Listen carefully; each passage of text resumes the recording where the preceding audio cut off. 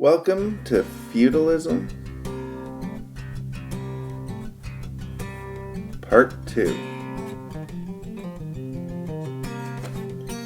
Today we're going to talk about lords and vassals.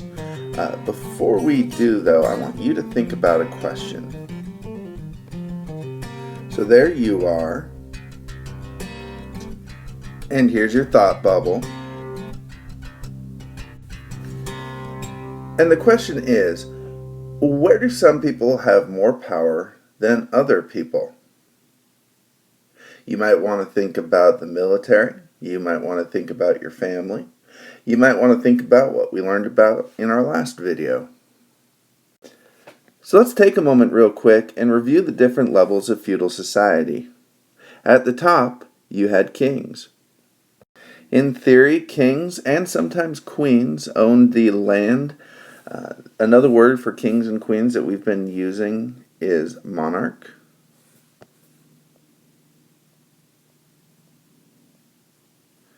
And that talks about either kings or queens.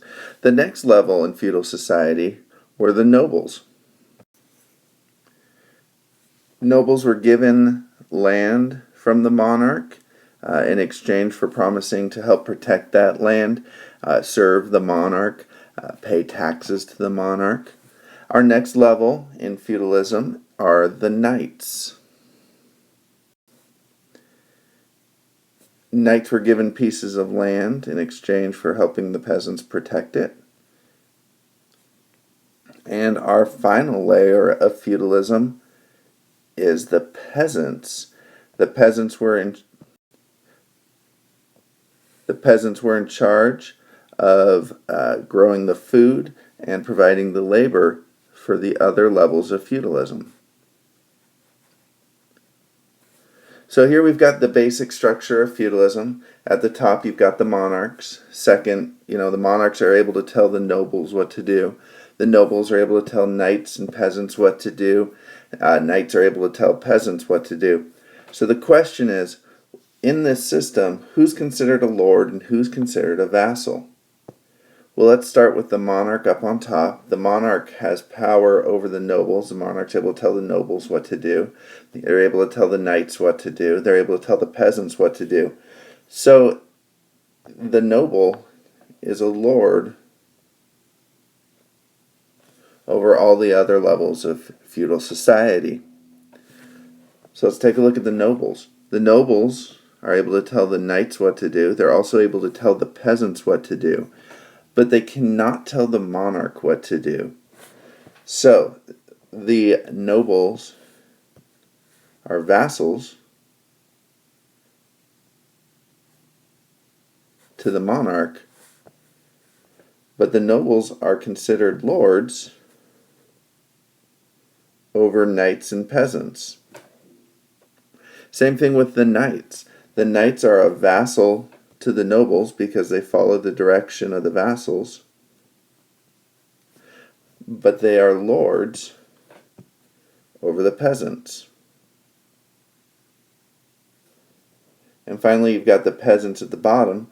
Peasants are vassals to every other layer of feudal society because they have less power than any of the other groups. So as you can see, it's possible to be both a lord and a vassal. It just depends on who you're talking about your relationship with. So nobles, for example, they are lords over knights. Nobles are lords over peasants, but they are a vassal to the monarch. Knights are lords over peasants, but they are vassals to the nobles. They are vassals to the monarchs. And peasants are vassals to the knights. The peasants are vassals to the nobles, and they're vassals to the monarch.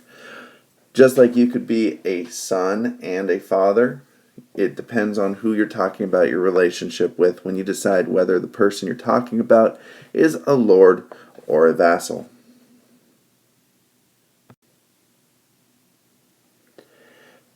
When you have a system where people are ranked by power, like we have over here, we have a word for that. And the word for that is hierarchy. We've learned about hierarchy before, especially when we learned about ancient Egypt.